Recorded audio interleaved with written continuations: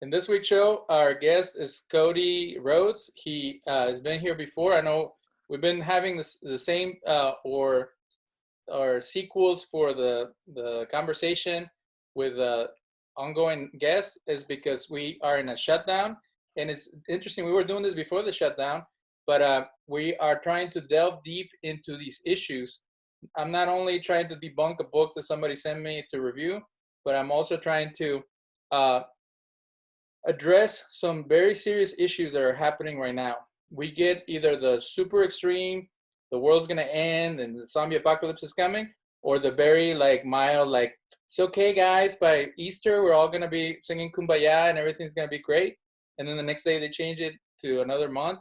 So Cody has become a good friend of mine and he knows I don't pull no punches. So in this show, he's done a few shows about coronavirus, but I'm gonna hit hard against the misinformation or the lack of seriousness that we've seen from the current administration, because of course you don't want people to freak out. Of course you're going to tell people everything's okay. We don't want the market to crash because the whole government, the whole world, it depends on the American economy. So of course you're going to try to be soft. I even heard Fiduci, whatever his name is, from the Fauci from the Trump team say we were gonna apply martial law, but we decided that that's just gonna create pandemonium. So we're just gonna take it easy, and we're just gonna ask people to please don't go from state to state on a road trip. It's not the time. And it's like, come on, man. I can read between the lines that this is serious and we need to get serious about it, but we don't want to scare people. And we know how Americans are. They start grabbing shotguns and stuff like that. So Cody, who's he has told me that he's moderate and that he's someone who's willing to work with people, progressive and stuff like that. I feel the same way, but there are certain things that we, both of us as care providers and hospitals or in the medical world, are seeing, and we have to be honest. So I don't want to put anybody on the spot, but we have to really look at this big picture, and we have to address these like kind of very tame like perspectives that are being painted in comparison to the crazy ones, and then find a sober look to the coronavirus. I want you to introduce yourself again to our audience and tell us what's your background, what's your interest in being a podcaster and sharing your thoughts, because we know that we haven't had any like famous people in the last few months. Well, we have people who are critical thinkers. We have people who are serious about the topics. So we're going to be a little more edgy in the sense of we're going to ask really tough questions and really challenge some subjects. And we want people to like cling to that. I feel that there's either too much fluff or too much paranoia. We want to find a happy medium, like I said, but we also don't want to dismiss things. And we don't want to overblow things either. So tell us, you were mentioning to me that you've been on a couple of shows discussing the coronavirus. You've been doing some research, but as a medic, what is the approach that you take when somebody throws a curveball at you, like, hey, here's an AIDS patient. Do you go and study everything about that subject and then help the person, or do you just follow a normal procedure? And right now, we're being told you always are supposed to wash your hands. You're always supposed to wear a mask if you didn't take the flu test, or if you're with someone who has a diminished immune system. So what precautions are different? What is the same? And are we in a better place as medical providers because we know what's contagious and what's not than the normal person who has no clue, and they don't know when to use a gown, when to put on gloves, they don't know what works, what doesn't. So how are you taking in this type of pandemic at this time? So there's a preset protocol for stuff like this, right? It's always there for the flu or immunocompromised patients to wear the proper gowns, the proper PPE, the personal protective equipment. So whenever you're swabbing for a flu, even far before COVID-19, you would have to have an N95 mask, a face shield, glove, and an apron because of the droplet exposure when it comes to that flu, right? You put a swab up someone's nose, they cough, they should be wearing a mask as well. So we've always had these protocols in place, but with this one, it was more centralized. It was like towards the respiratory clinic or towards more primary care providers in a centralized location. So with this massive response that people are putting on, specifically the military, because we are putting people out there, we're deploying units in Texas to New York, and all over the country to Washington, New York. They're going everywhere from all over the places to help each other. And so we're activating a lot of people who have never done this kind of infectious disease control. We're utilizing not only medics, but also ancillary staff. So the behavioral health techs, dent tech, optometry technicians, the pad clerks that do all the paperwork. We're taking these people and we're throwing them in these situations where hopefully they don't have to come into patient contact, but they're going to be helping us. So in our drive-through clinic, a lot of the ancillary staff, they're guiding patients through our drive-through, right? They're kind of making the preamble situation a little bit more well handled for us once we actually get the patient. So they're dealing with a lot of more of that minor task. But we have had a few times where we were down a few medics and I had to grab one of the ancillary staff and show him what an SF600 is, which is where we write our entire medical note on. And I had to explain to him how to conduct a medical interview. So people are learning as we go. And you asked, as medical providers or, healthcare workers, like yourself, since you work in the VA and I'm more on the provider side, are we more prepared? And I think mentally we are, because you just working around the people that you work around, you're getting all the information, right? Me with my prior experience of the knowledge, and then also I'm kind of on that forefront of information sometimes. Sometimes my wife will ask me something she reads online, and then I have to be like, I have no idea. And I go to work and I ask them, they're like, yeah, no, that's a thing. I'm like, oh, cool. My wife knew before me. So that has happened a few times. But I think mentally we kind of are in a better state than most Americans because we know what it is. We know what this virus is. We know what the trend of it more than likely is going to be. And we know how to treat it. And we know what to do. We know that viruses, you can't do anything to treat it right now. You isolate it, you let it run its course. It happens. You get sick. You're going to feel like crap. And then you're good.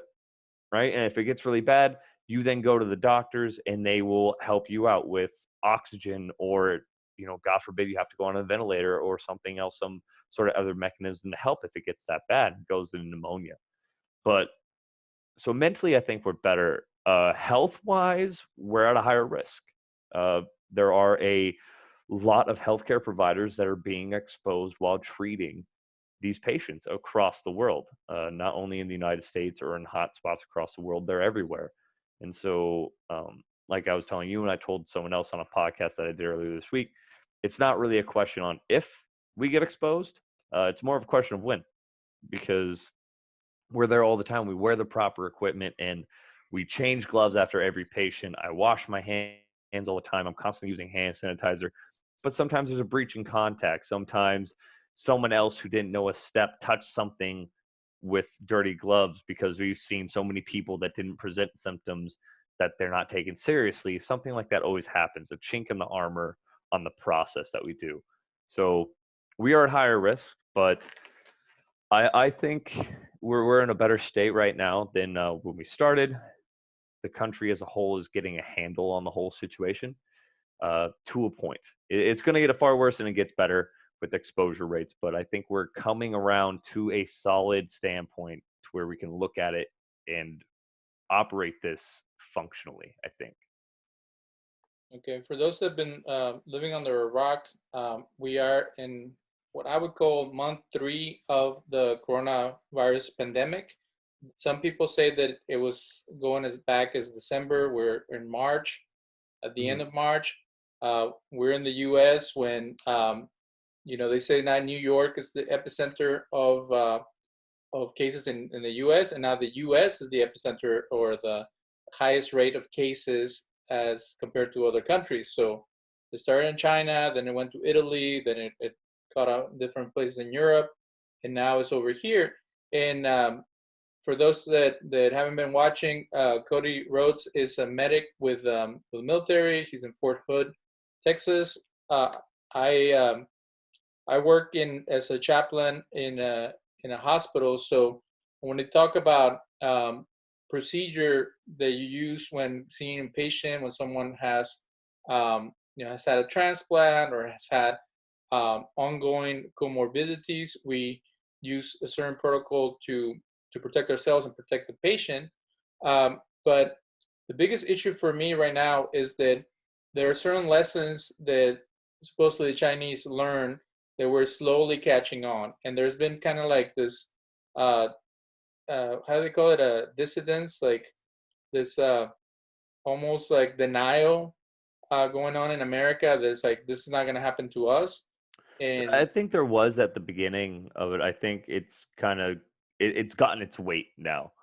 Like the awareness has gotten sea legs, I think, more than anything now. But for the first couple weeks to a month, I mean, you could even just watching videos of President Trump, you could see the change. At first, he was, America proud, we'll be fine. And then as slowly as shit hit the fan, he got to the point where he's like, okay, this is a pandemic. I was incorrect. There was a video on YouTube where it actually started from January, him addressing this, to March, and just his tone and the look on his face went from, yeah, we're fine. And then you can just see the stress building and building as it goes through the interviews. And then in March, he's like, yeah, it's a pandemic now. Yep. And you're just like, okay, you caught up at least. So now you're tracking what's going on. well, yeah, it's like if Chris Farley was president, he would give you a pep talk, and then once it's coming closer and closer, he would freak out and act a fool, and that's pretty much what we've been going through. But the normal people who are critical thinkers and who have a conscience and who do not see illnesses as racially based or only focused on, like somebody was saying, it was a joke that I made. We've been spreading a lot of wickedness and nonsense around the world. And now, it's interesting. Bill Maher was saying that there's been a lot of pandemics in Asia. I don't know if it's the climate. I don't know if it's the encroachment into the jungles and the forbidden zones that it's bringing out a lot of diseases from animals. But what's interesting, if you look up, there's a documentary on YouTube about the Spanish flu. Mm-hmm. There's two theories. One that it came out from an American base in France, and the other one is that it came from like a pig farm in Arkansas. So they call it the Spanish flu, but it actually came from America or from Americans. But Spain was the country that was neutral during the war. It was during World War I, and they had the most accurate recording of the cases because they were neutral. Instead of blaming one country or the other for what happened, they recorded all the people that died and they were sick from their country, and they recorded what was going on. And since it seemed like a lot of people were dying in Spain, it became known as the Spanish flu. So there's plagues, Black Plague and other things that have happened through Europe. There's things coming from America and going around the world. So we have to not look at ignorant race baiters for guidance. We have to look at scientists and people who are, level-headed to see how can we combat this. But the biggest issue that I have is this type of, if you don't talk about it, it's like it never happened. Or the least, playing politics. Like there's people, everybody needs help right now. Everybody needs tests. And you said in a previous conversation before the show that we have more testing now, so it seems like it's more than what we thought it was or something like that. Mm-hmm. But it's like, that's the issue. The issue is that there hasn't been enough availability of resources for us to get a good handle on what's happening, so then we can treat it appropriately.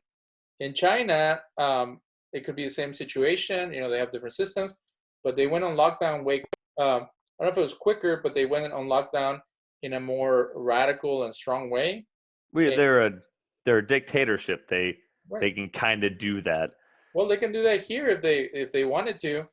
But They could. I mean, if you do it in China with Xi Jinping, he just goes, "Hey, don't leave, or shit's gonna happen." Then no one leaves. No one's gonna touch that button. Here in the States, you say, "Don't leave." You're gonna have a lot of rednecks in Virginia being like, "Yeah, I'm gonna leave."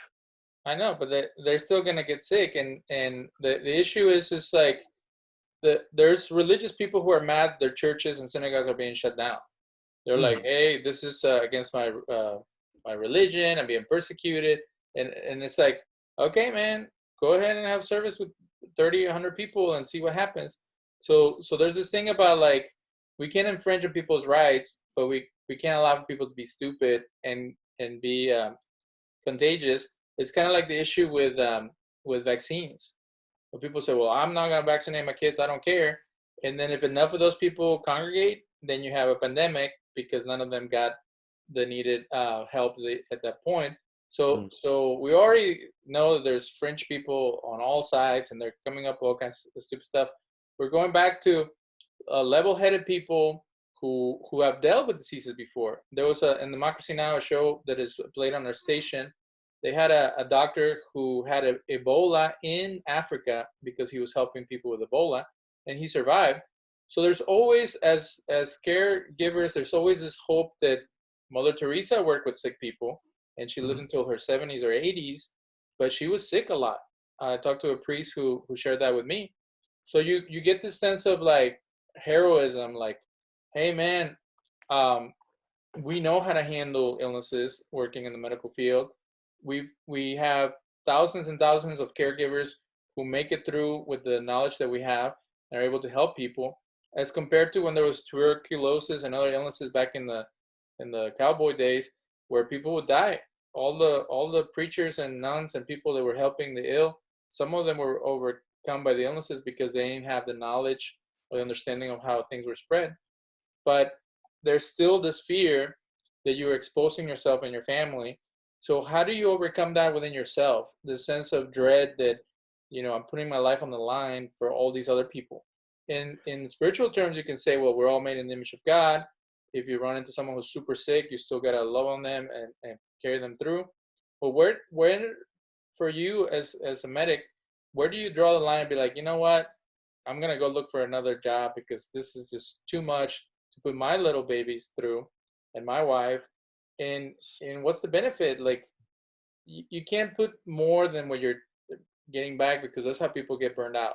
So let's say that it breaks out and is the most horrible pandemic in the world. Where would you say, I'm done? I'm just going to go live in a mountain and stay away from all these sick people? At the end of my contract, I legally can't just dip out. Okay. Well, If you the would be world, court-martialed and all that. But yeah, if the government was on fire and I was like, I could disappear and not, worry about going AWOL and, ending up in Leavenworth, then once it got bad enough, yeah, I would dip out to the Idaho mountains and you'd never see me ever again. I already got invited to go be a pastor for a cult that my buddy's going to create when the pandemic gets real bad. So we're going to go to an undisclosed location and start our own organization. He's very charismatic. I feel like he can do it.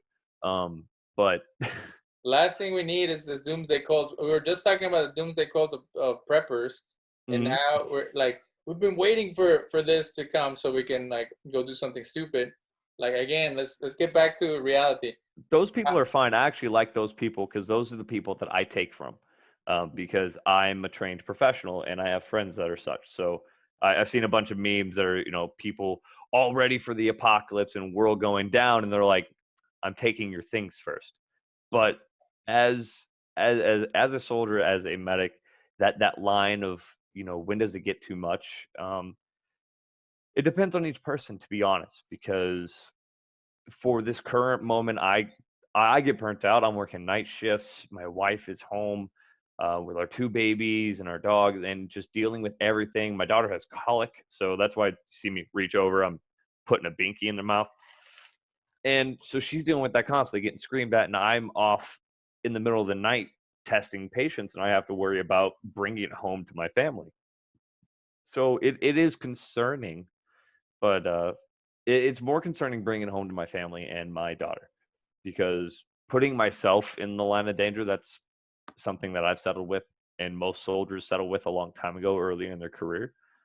Um, but and I do this job, and I decided to be a medic because I wanted to help people, and I don't necessarily put myself first. So that's why I don't even think about that, going and treating these patients and doing what I do every day. I'm more concerned about bringing it back to my kids. And so I take the proper steps for that. I wear the proper equipment. I strip down entirely naked in my doorway as soon as I get home, and I throw my clothes in the wash. And I don't even walk through my house with my clothes on, because I'm not transferring any of that throughout my house. And then I immediately go and take a shower. So it's kind of just a mindset of it. I just have to go through it. I don't really have a choice. And that moment of when would I really dip out if the world got that bad, there's not really a scenario that I could say where I would actually do that. Yeah, it would have to be proven to me that I'm unsafe on this military base where I currently am.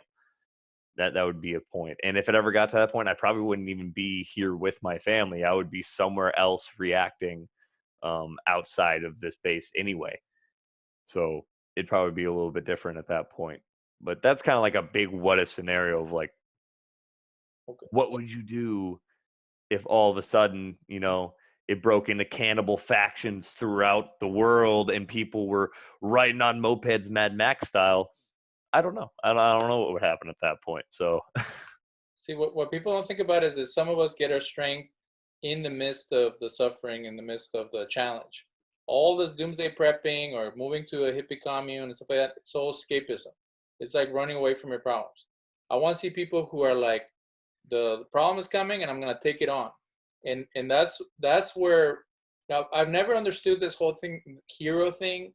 Like I think they overdo it. Like those are our boys coming from the battle, and those are our medics and our firemen and our police. And it's like so abstract, like you don't even understand what they're talking about. You might watch a movie and be like, oh yeah, that was some messed up stuff that they went through. I have some compassion or some, I feel for them.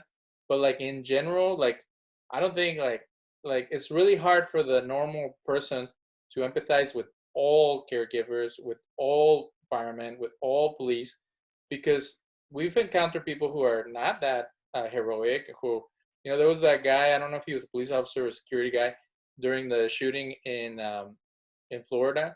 He just yeah, got in his golf cart and kept on riding around, and then he's like, "Hey, I did what I was supposed to. I was like securing the perimeter." And it's like, come on, man. So to actually like have that sense of respect and admiration, I think for most people who we are so jaded, it would take like someone who we've seen who's been consistent in their heroism. So right now, um, the nurses, the doctors, the caregivers, stuff like that, not everybody's being heroic. There's some people who are like, man, this is terrible. I don't want to be here, stuff like that. And that doesn't take away from their overall heroism that they chose the profession, but it is really taxing and it is a lot to put through someone where you never expect to go through this here. If you chose to become, Doctors Without Borders and go to Syria and go to, like, I wanted to be war correspondent, like a cameraman. hmm And at that point, I was like, I want to go where the action is. I don't want to be sitting around eating chips, watching TV. I want to like be helping people somehow or getting the message across, something like that. And then you start finding out that maybe you don't have the stamina to do it, or you don't have the resources, or something like that. But now is when it counts. When something like this comes your way, it's kind of like people do evangelism, and they're like, "We're gonna go to Africa, we're gonna go to India, we're gonna go there," and they don't take care of anybody who's already here, including hmm Americans who are suffering or people from other countries who are coming over here.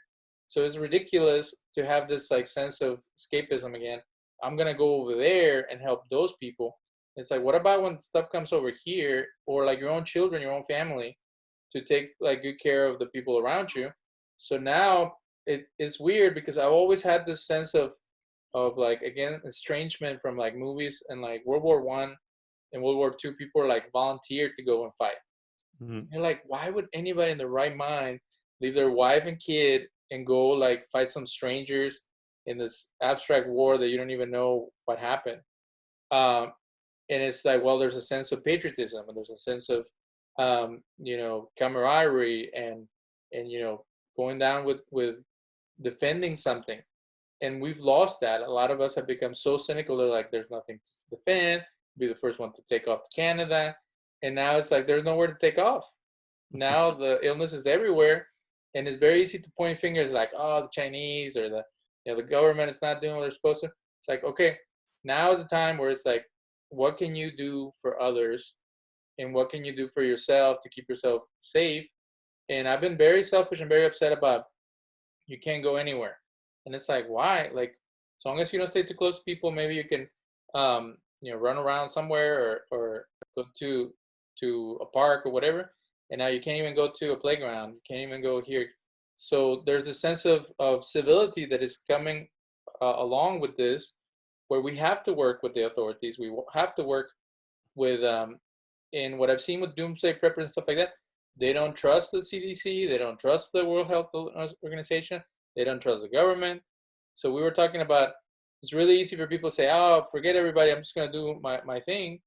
Where do you see now that we all have to stick together, and that we all have to get through this together? Because it's going to be really easy for people to be non-compliant, to be aggressive, and even violent if they start taking away people's like, I feel like they haven't taken away our rights, but they've taken away our pleasures. So they have in a way, and I would agree with that. But there's two different warring sides to this, and I had to explain this to my wife because she asked me, why don't they just shut it down, everything, just put a pause button, right? Shut it down for 2 weeks, and then that would, or 2 weeks or even a month, right? Let everyone stock up as much as they can. 2 weeks to a month, you'll be fine. You have enough food in your house, and that's great. Thinking middle class, but like really low poverty lines, that's where the issue is going to be. But yes, if you lock down the whole country for a month, no one leaving their house for that whole month, yeah, the virus would die out. It would be gone at that point. But you have to worry about the economy and everything else. And then you have the people that are like, well, why can't we just continue with our day-to-day, but do have the social distancing, let everyone wash their hands? But you have those people, and it started off at the beginning. People always want to make an enemy. They always want to be able to point their fingers and be like, oh, it's those people over there. They did it. It's their fault. It's a virus, people. Viruses do what viruses do. Now, there is a little bit of blame that you could put on the Wuhan market itself, not necessarily China as a whole. That's a whole lot of billions of people that you're trying to point a finger at. But the Wuhan market itself eating pangolins, yeah, that's their fault because that's where it came from. Well, we've done debunking before, so where did you get this information from? The CDC. CDC It's a zoonotic virus, so it came from bats to pangolins, and then humans ate it at the Wuhan market. Okay, so pangolins were involved, because I've heard that it is the kind of virus that comes from bats. There's 5 different coronaviruses, and they try to pin pangolin on SARS or one of the other ones, and they couldn't find enough evidence. So where did you hear that? So SARS is a type of coronavirus. Okay. So coronavirus is a big blanket, right? It's a whole bunch of viruses. That's why they call this one COVID-19. But the pangolin portion, I did read from the CDC. I've heard it in a bunch of interviews that I've watched and read upon from epidemiologists that work with the CDC, that work with WHO, and who have worked with several different viruses in the past, going from Ebola back all the way to the 80s, and different epidemics that have come out. Well, let's talk about. I'm not great at citing my sources and just being like, this person 12 minutes into this interview. Okay, so let's get back to basics. So humans have been eating all kinds of crap from day one. If you believe in evolution, monkeys are not. People say, oh, we were vegans or we were meat lovers, whatever. Monkeys or apes or whatever, hominids, where we come from, they are omnivorous. So that means that they ate bugs, they ate rats, they ate whatever was around, they ate it because they were hungry. Uh, I even wonder if we were like scavengers, because we don't have the teeth to be, chewing like tons of meat. So it seems like it was already chewed up, or it was already like, um, you know, it was a carcass that we were like getting our fat from. They say that the reason that the brain is advanced is because we had ate a lot of fat or something like that. And then if you think that God put us on this world, from a divine act, it says that everything was ours and everything was at a disposal. And you can say that maybe we were vegetarians at first, and then during Noah we became omnivorous or carnivorous or whatever. But so if humans have been eating all kinds of random stuff throughout the centuries, what is it about now? You say an exotic, almost a zoo-like market. What is it about now that it would take effect? And how does a virus work? That you said, it's a virus, you can't contain it. So if this is a good question for kids or science enthusiasts, what is the animal or the being in this world that is the most evolved? And it's not the human, it's not the dolphin or whatever else. It's actually either a bacteria or a virus, because they can survive in any type of environment. Mm-hmm. So it actually it's crazy, because if evolution went up through the hominids, why do you have lower amount of cells animals that are more advanced and more powerful? Like, we get beat up easily. Why is it that these like basic building blocks, such as cells and stuff like that, have more adaptability than we do? So are we fighting like on the other side of the evolution, or on the first element of creation, this type of being that is actually like more powerful than we are? Like, tell us how all that works. So, of course, the microbes, bacteria, and viruses, they do evolutionize a lot easier, and on an evolutionary standpoint and scientifically, yeah, they have an upper hand when it comes to just survival to larger organisms such as ourselves and animals and even insects and such as that. And it's not necessarily due to size. Um, I think it's just the genetic makeup, how they're made to work. And one thing that viruses need that they can't survive without is a host. And there's plenty of that within humans and also animals throughout the world, and insects and mammals and you know marsupials, all those different scientific words that would make me seem like a more intelligent person at this moment. Those things, they thrive off those organisms, larger organisms. So they do need something. They can die without that. A virus is formed and it has to get to a host. Sometimes two viruses come together and they create a superstructure, and that is how we get super bugs and like super viruses that end up mutating together. Um, so they are just genetically set up that way to affect us. It's just like anteaters survive off ants, koala bears survive off of eucalyptus. Viruses and bacteria survive off of the four-legged, scaled, non-scaled, leather-hided, skin-covered meat sacks that are walking this earth. That is what they're designed to do. So it's just that symbiotic, not necessarily great, not necessarily, you know, consenting symbiotic relationship, but that's how it works. So So they're what makes a bat or a pangolin not get sick and not die, and how does it even jump to a human um, in this fashion? so how they're saying it happened, and the organisms can sit on a or not organism, bacteria, diseases, infections. They can sit on an organism which is called a vector for a very long time. We learn this in field sanitation when it comes to flies, mosquitoes, certain types of mice, right? They carry certain things like yellow fever, dengue, malaria, even the bubonic plague, right?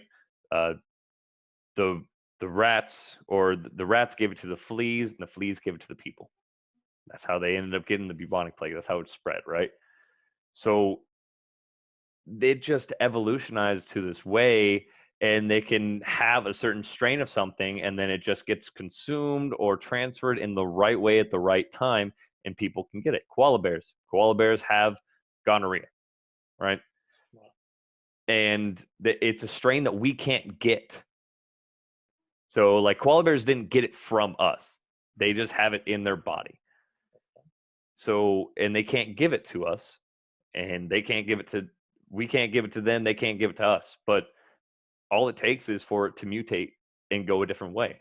When I was working in South Korea as a medic, there was a new strain of gonorrhea that was actually putting soldiers in the hospital because we didn't have antibiotics that could attack it. We didn't have strong enough antibiotics. So things do mutate, and it goes to a way like the coronavirus now, the COVID-19. It's a new strain of coronavirus that we've never seen before. So we don't have things to treat it. Antivirals don't work on it. Like most flus, it just doesn't hit it right. It's structured a certain way, and it survives a little bit differently than flus we've seen in the past, and it transfers more infectiously than flus we've seen in the past. So it's kind of a different playing field than what we're used to. It's like playing rugby or playing football your whole life, playing football, and all of a sudden someone throws in a soccer ball and says, hey, you can't touch with your hands. And you're like, well, I don't know what to do.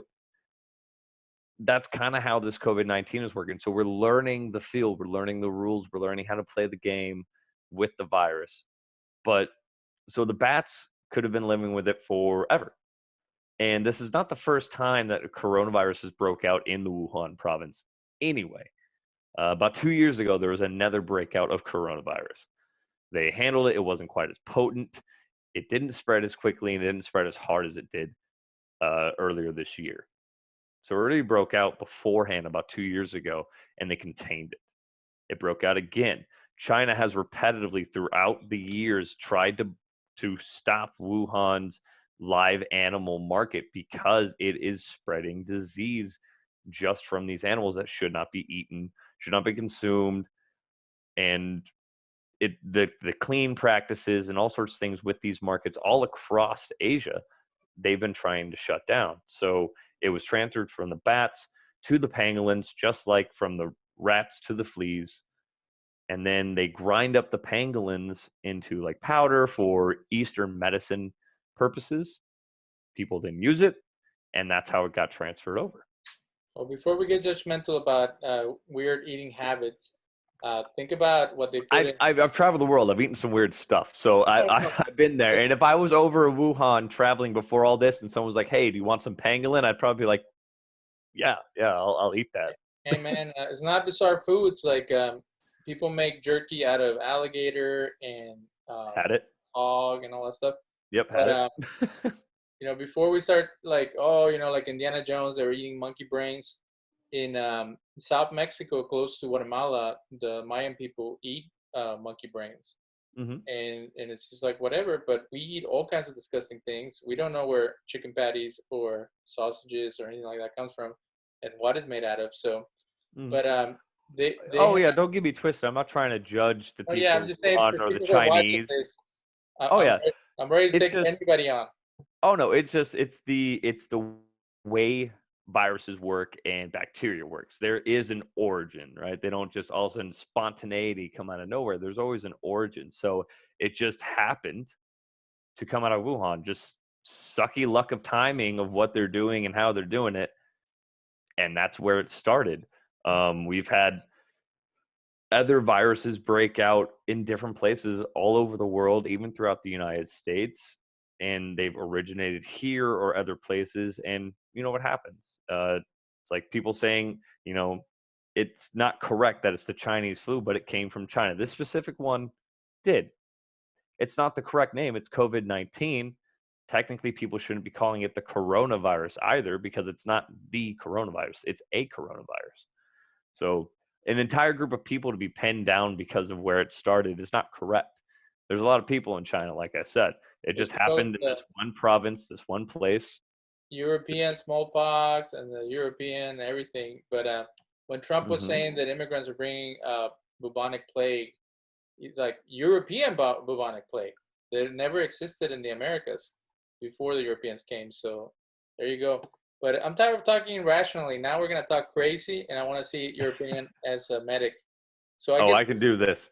I get this from a friend of mine, and I love her to death. She's so sweet, but she sends me this, and it's like the wrong person to send it to because I'm gonna tear it up to pieces. So check it out. It's from naturalnews.com. You know, it's a fake website. I'm already loving it. I already like it. The title of the article is, "What if the cure for the coronavirus were as simple as taking zinc?" So I've seen that. I've seen that around. And actually, I saw it in my my mother's Facebook post earlier today. And I don't know enough about zinc and how it activates in the body. But immediately I'm going to shoot it down because that's not how vitamins and minerals work in your body. It was on Dr. Oz. No, I don't think it was, but that's how Dr. Oz talks about stuff. The green coffee, it's the best thing. It's like, it could be the best cure. And I've listened to Fox News quite a bit. I listen to everyone normally, CNN, ABC. I like to give everyone an equal base so I can pull in all the information I can. But I was listening to Fox News, and they were going through a panel, and he's on their panel of doctors. And he's an actual doctor. He's more of a doctor than Dr. Phil, but it's show business and flashiness, and not knowing anything about it specifically, I'm going to go on a bat and just say, no, zinc is not going to help you. Drinking hot water to try to flush it out of your mouth, not going to work. That's not how viruses work, nor is that how your trachea works. There's a lot of myths and misconceptions. Let's see what Mike Adams say. Let's read it through. And how much time you got? You got another an hour and 15 minutes? Another hour and 15 minutes? Yeah. I have as long as this one is cooperative. Let's pray. Your daughter is on the path to finding truth, and we're gonna find truth by debunking nonsense. So sure. According to Natural News and Mike Adams, who wrote this article, quote, "It's now looking increasingly clear that zinc may truly be the silver bullet for stopping coronavirus infections and ending this global pandemic." Now that's a great beginning to an article. He got me hooked. I'm not gonna lie. I want to start my show like that. It's like we have all the answers to all the issues right here at our disposal. It's in our brains. So check it out. Quote, "This mineral is incredibly affordable, safe, and widely available. Yet no one in government or media is recommending that people take zinc." Well, the guy from Fox News did, right? Yeah, Oz, right? Dr. Oz? Well, no, I'm joking about Dr. Oz, but you said that there was a Fox News guy. What was he recommending? So I was saying Dr. Oz is on Fox News as a expert panelist. They have their panel of doctors. There's like 4 or 5 of them, and Dr. Oz is one of them. There was a guy said that he's not like he was he in like Big Brother or something like back in the day? He was the doctor for the Stars or something. Dr. Oz? Yeah, and they looked up like his resume, and they're like, he's a doctor in what again? So I'm not gonna bash Dr. Oz because I don't know him that well, but I know that he is sensationalistic. But this is something like a Dr. Oz kind of. It sounds like it. Like it's a daytime show. You know, turmeric is gonna save your life for swelling in joints, and yeah. So neither the government nor the media are recommending to take zinc since it can't generate the billions in profits found in prescription drugs and vaccines. I don't get that, but we're going to move on. This article isn't a self-serving promotion. It's like someone says, you know I'm not crazy, right? So when they say it isn't a self-serving promotion, it is. Well, unbeknownst to everyone else reading this, he has a lot of stock in zinc. No one knows this, but he has a lot of stock in it. Mike Adams? I don't know. That would make sense, wouldn't it? Like buy all the stock in zinc and then be like, hey man, it's going to save you from the coronavirus. It's just interesting, again, if someone says, I don't mean to be racist or something like that, when someone says this is not self-promoting, self-serving BS, it is. Yeah, in no offense, but we yeah. don't have any zinc products to sell. Rather, this article is about helping save lives using nutritional solutions that are available right now. So the guy who owns the zinc did not write this article. It was his friend. So he has nothing to gain from this other than an article that he can use later in his resume. Well, nothing is just clinic. Oh, this is the best part. While nothing is yet clinically proven to cure coronavirus, so he already undermined his argument, but you have to catch it. Although chloroquine seems promising in several small trials. Isn't this the thing that killed that guy? No, chloroquine is a malaria pill. Didn't some guy take a malaria pill and die? From COVID-19? There was a guy who, him and his wife went and bought a bunch of malaria medicine and drank it, and they both died. That's what I heard. Yeah, if you take too much of anything, it's gonna murder you. But chloroquine is not bad for you. They dose up the military with that every time we go to the Middle East. We have to take it, and you're on a regimen of chloroquine. So it's a very tried and true medication. It does have some side effects, make some people like hear voices and stuff, but like you need people with guns to have that. Yeah, right. So some people it can affect negatively, not super bad, but I've heard some guys that it messed up a little bit. And you buy it at your military surplus. That chloroquine? No. Yes. Why not? Because it's a medication.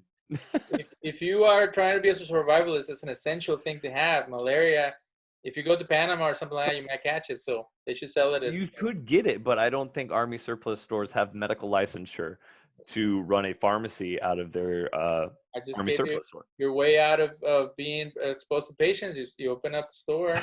Yeah, I have my battle axes, my combat knives, and then my chloroquine malaria pills. There you go, man. So zinc now appears to be the most promising nutritional substance that could help end this global pandemic and get people back to work so the economic collapse can be halted. Listen to me. This is one of the reasons that I left the hippie commune we used to try to become members of. One of the guys who was an integral member felt that him having his own organic herbal what do you call it? So his garden and living out in the rural area was a way for him to survive an economic collapse. And so it's kind of like a doomsday prepper thing. But what's interesting is that some people are actually looking forward to it. So then they can be proven right. So they're already thinking like, we're going to start bartering and we're going to start a Bitcoin thing because the government financial system is messed up.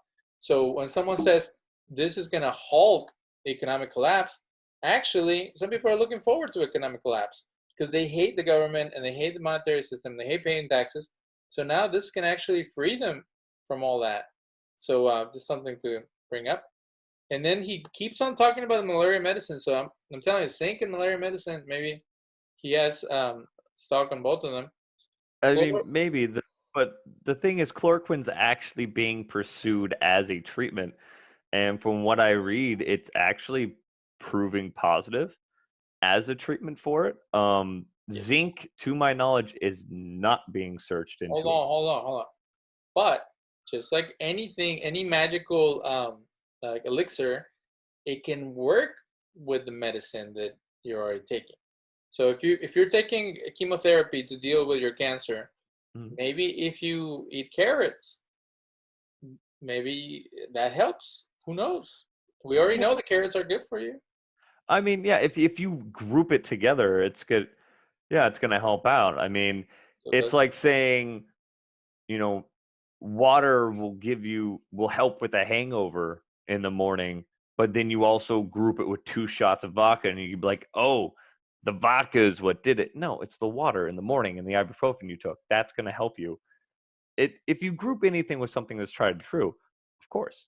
If I'm in a gunfight and I shoot someone and then my buddy throws a rock and he hits him the same time I shoot him, he's like, I helped you with that rock. And I'd be like, sure, like you did, but you didn't. So that's where this guy's heading. Like the thing is, it's like they take advantage of people who are not thinking straight or have, limited capacities, stuff like that. So now there was an episode of The Office where he's trying to get a girl to fall in love with him, and he shows her pictures of good-looking men, and he puts himself in the middle of the pictures. So then, good-looking man, me, good-looking man. So to the point where when he's done, he's like, she's gonna be so excitable that when it's all said and done, I'm gonna be good-looking to her because she associates me with all these good-looking men. That's what this guy is doing. So now he's saying chloroquine works hand in hand with zinc, driving zinc into the cells. The combination of chloroquine and zinc appears to be especially potent. Appears is a very interesting word. A study published in PLOS 1 is entitled "Chloroquine is a zinc ionophore." Iodoform? Yeah. And it describes how chloroquine drives zinc into cancer cells, making these cells highly vulnerable to apoptosis, cell death of cancer cells. Okay, so now you got to go to the other fake article, and it's from some weird website, Plus One.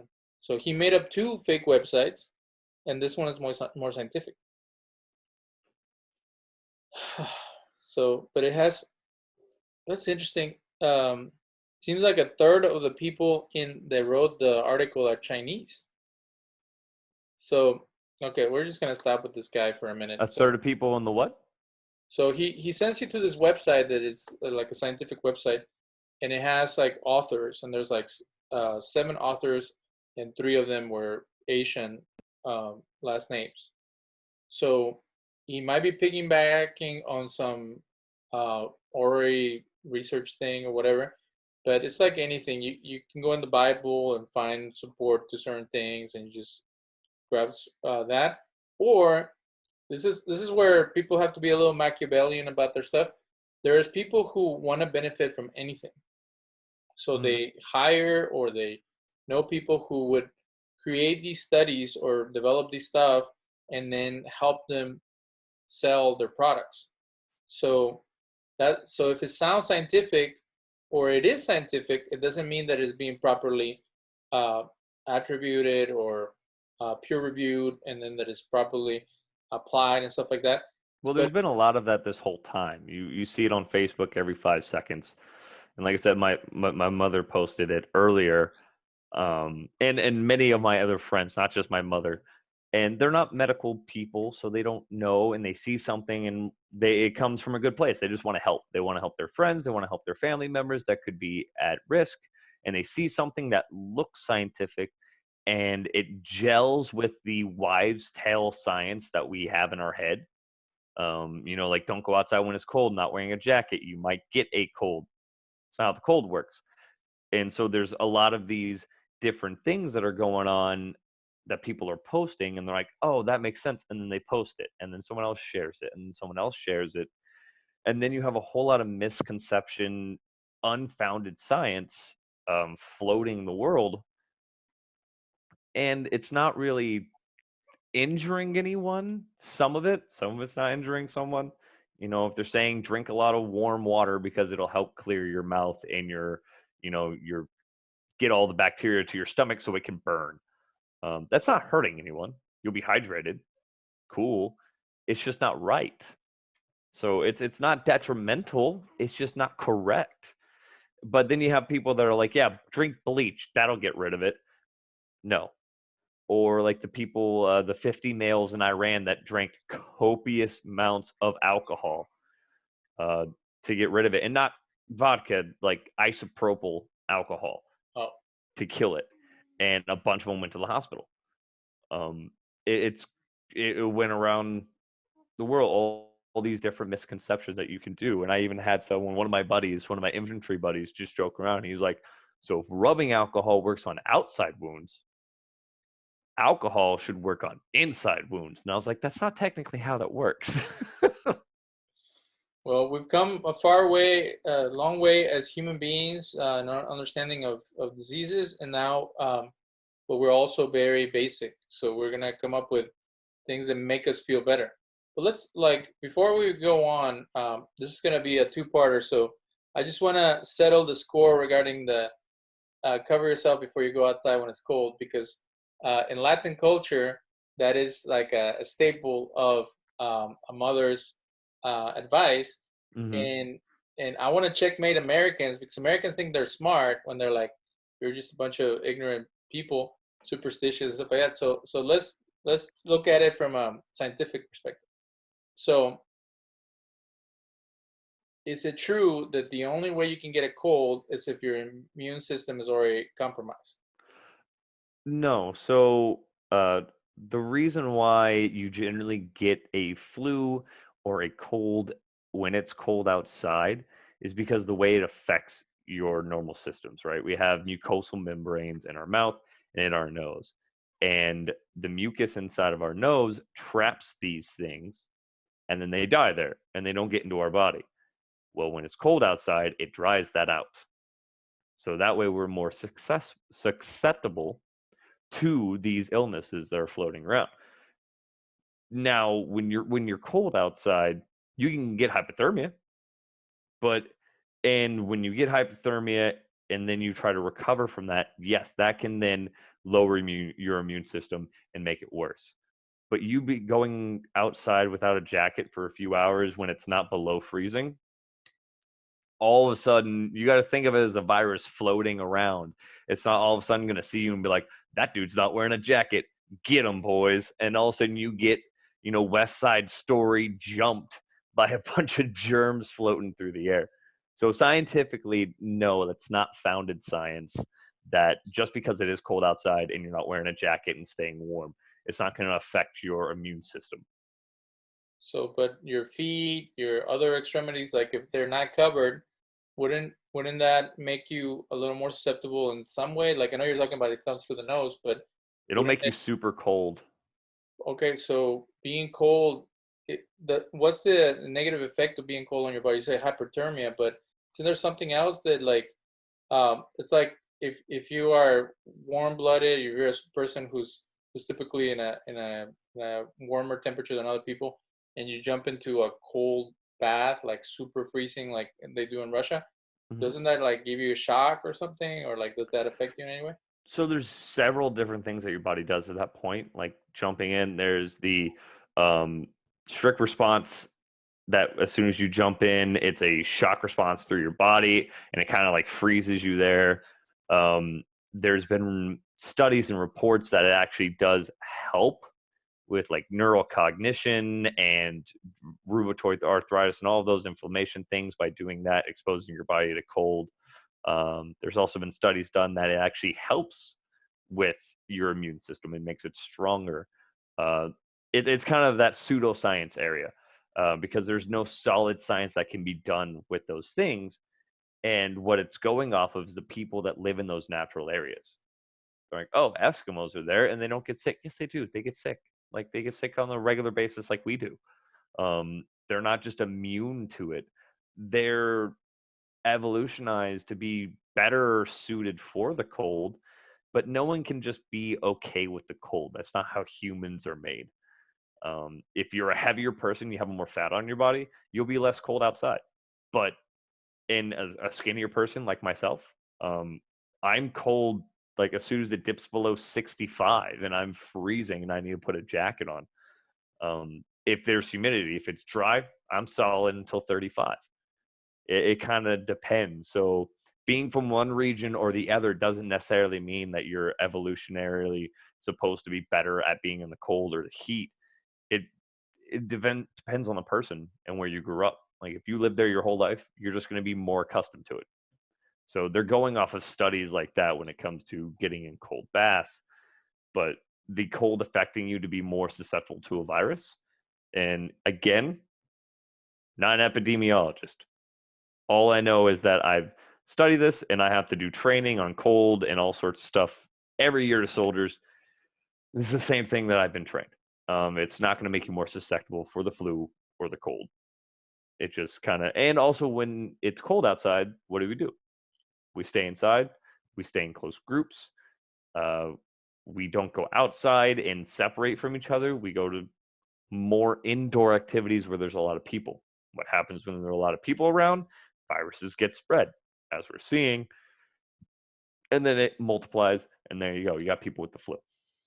So in the last hour, we've settled at least one thing. We don't know much about coronavirus and how it works, but we know that all wives' tales from Latin American culture are not true. So not all of them. Not This all of them, because there's something to say about Vicks rub on your body. It makes you feel don't fantastic. even start with Big Paper Rub. Yeah, you put it on your feet, you feel great. I don't know why, but Don't even and it doesn't make any logical science sense. But look. all of my Hispanic friends, and I've learned it works. There's two things that they were really good at marketing in Latin America. It was Big Paper Rub and Coca-Cola. And chunkless. Well, yeah, but chanclas are natural to the terrain. So Coca-Cola is drank by people like it's water. Mm-hmm. And it used to be a treat, and now they drink it like it's water, and that's why people are sick, because it's too much sugar, and there's all these things about what they put in it. So I've actually heard that Mexico has the highest concentration of diabetics yes, because of such. well, and especially in America, because they use fake sugar. They Yeah. use corn syrup instead of real sugar. Mhm. So we're gonna leave it there for this hour. We're gonna play a clip of a previous conversation we had on the next show, too, and then we're gonna try to debunk it. So thank you for listening this time. We're gonna continue the conversation in the next hour, and on YouTube it's gonna be a straight show, a 2-hour show, and we're trying to build up the show. Both Cody and I are trying to learn how to be videocasters, not only podcasters, and also to engage people when there's so many shows out there. So we're trying new things. So the last show that I did, or that it was broadcasted, was trying to debunk all the conspiracy theories about coronavirus, and trying to make that friend look like a fool. And now I'm apologizing to him, and I'm like, well, I can see some crime happening, and I can see some issues coming because of lack of personnel, but we're only starting. Like, one of my bosses said it's going to be between 4 months and 8 months. What do you think about that? And For until it ends. for the coronavirus to like reach peak and then slowly slow down. So I'm not an epidemiologist, right? I'm just a medic. But so with the viruses, it feels like it's going to go on for a while, but I think we will reach a point within the next couple months to where we can actually, start resuming our lives. Sorry, I got my toddler. Every so often, I'm gonna have to reach over and quiet her down. Or not my toddler, my infant. Toddlers are easier. But I feel like in a few months, it'll probably start to slow down a little bit. It's going to get worse before it gets better. Just with infection rate. I don't think the death rate is going to get too insanely out of control, because it's only affecting a very small percentage of the population. But the infection rate is going to keep going up, and the reason why we had that massive jump from like being at 75,000 to over 100,000 within a week was because it wasn't because more people were getting infected. It was just we had more tests available. So it does multiply very quickly, and the exponent of it is greater and greater every day. But that initial buildup was not because all of a sudden it exploded. We just started hitting real hard on testing. And so we had a whole lot of more confirmed. And the death count, there are occasions of people they're miscounting normal deaths, just because, let's say it was a suicide, but they had COVID-19. Some places are counting that as the death for COVID-19, or they had pneumonia beforehand, but they also had COVID-19, or they have lung cancer and they died of lung cancer, or it affected them worse once they got COVID-19 and they died.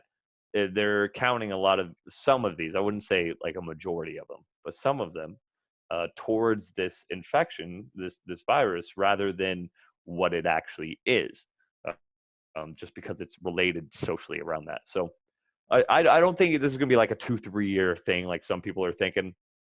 I don't think this is going to lead to a whole entire country shutdown of the entire United States. I don't believe that's going to happen. Okay, Cody. Get ready for the smackdown. Because What was that? you're just giving me Trump talking points. So we're gonna start a show with a smackdown.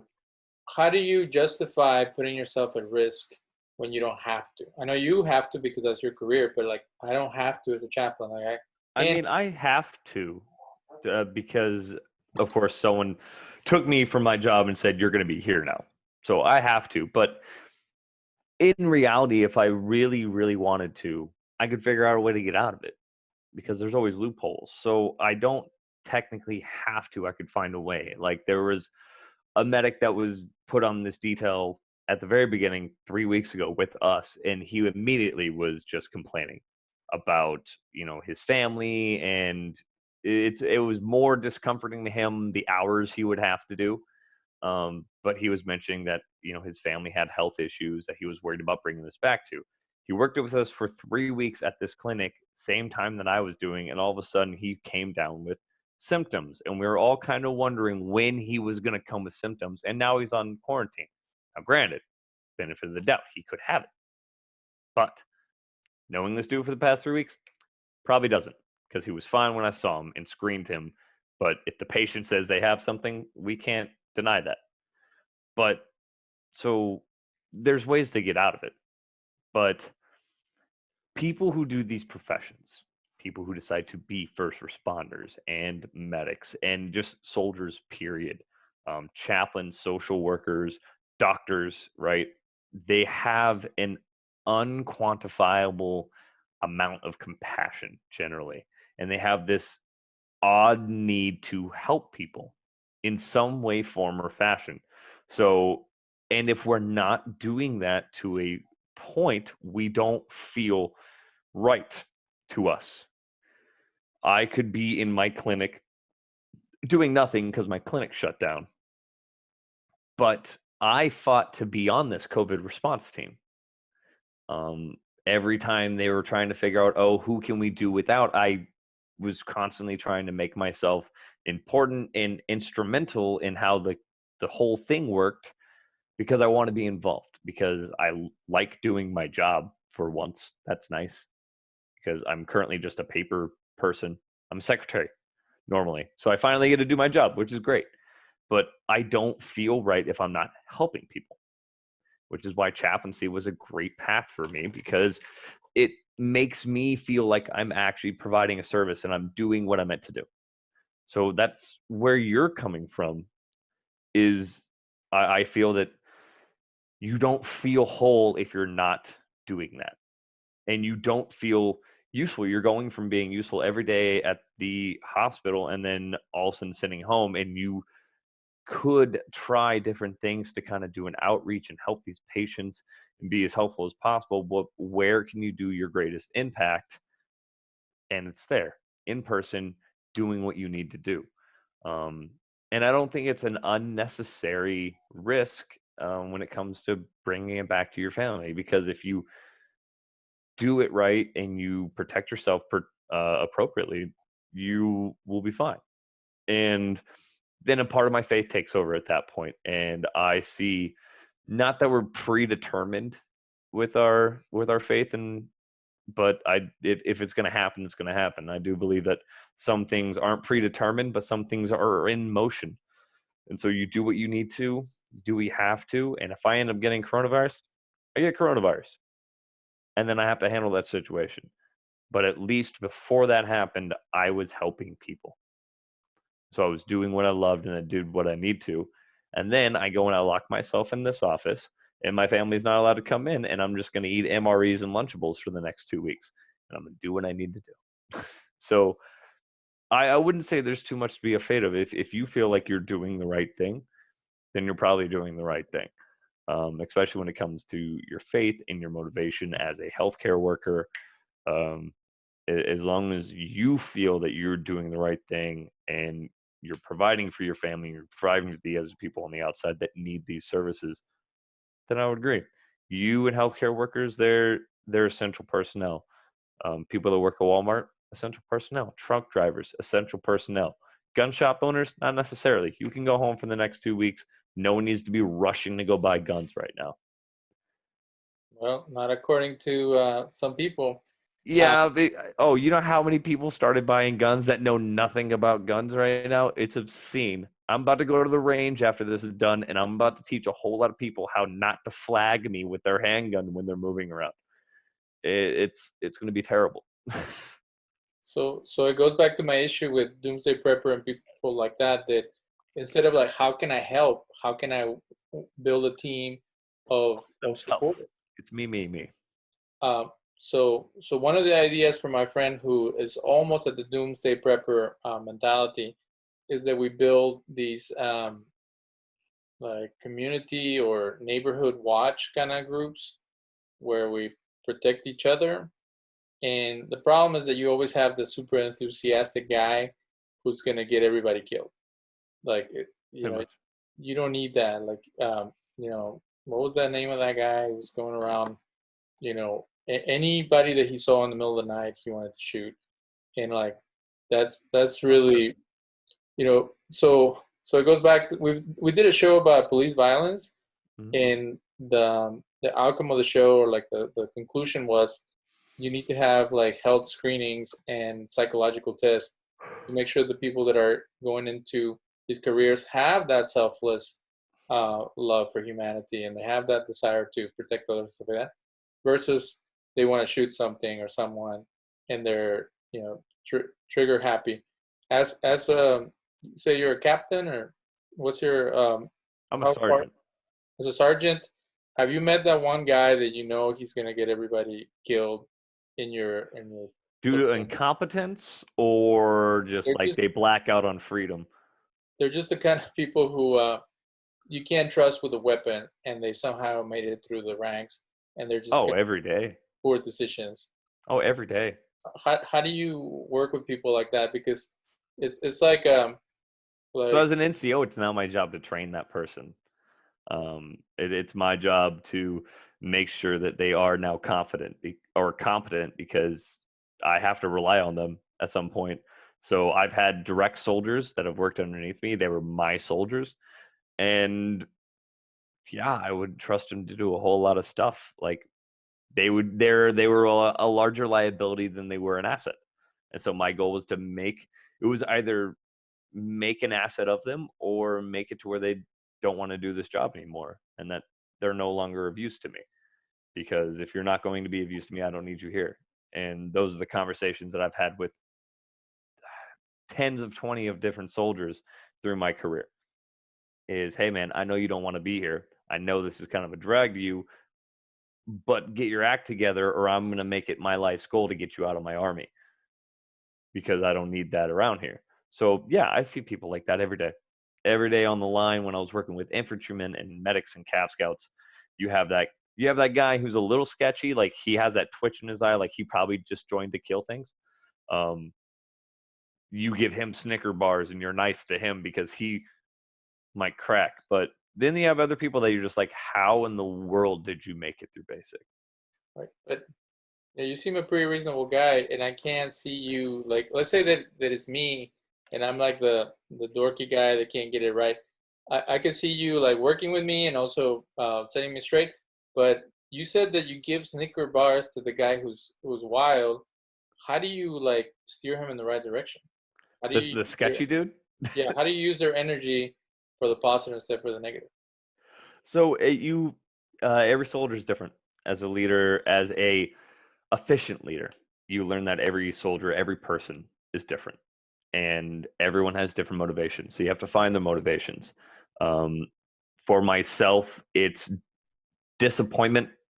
If I had a great mentor at my last duty station. He was my first sergeant, and he would, I wouldn't say he was like a father figure, but he was like at that step, right? In my military life, he was like my military father. He was teaching me a lot of things. And disappointing him would have been like disappointing my father in my own like high school life.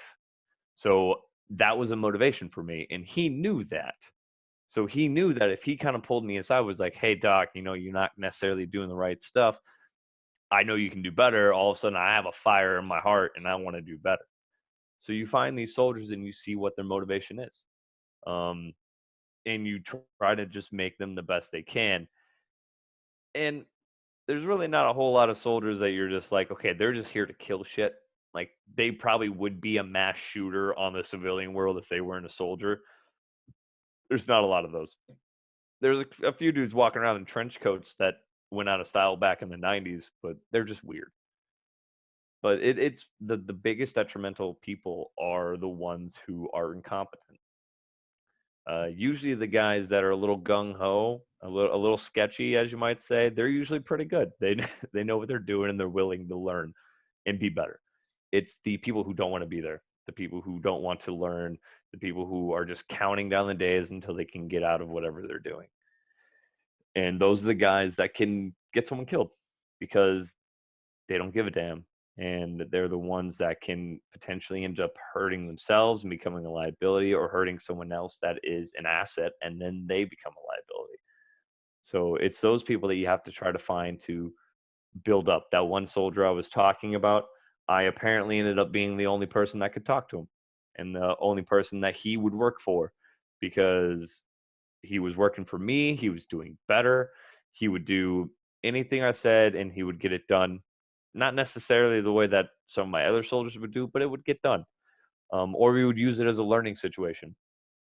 I switched him over to another NCO, and apparently he just went downhill. He wasn't taking orders. He wasn't listening to anyone. He was slacking off. He was getting people um, killed in scenarios that we were doing for training. And so, and they're like, dude, how did you work with this guy? I was like, I don't know. I never had an issue with him. Hmm. They're like, I tell him to do something and he tells me no. I'm like, he never said no to me. I don't know what it was. And I think it was just because I had a conversation, explained to him, Right. you know, I don't want obedience. I just want you to do well, because if you don't, I die. And I think he understood that.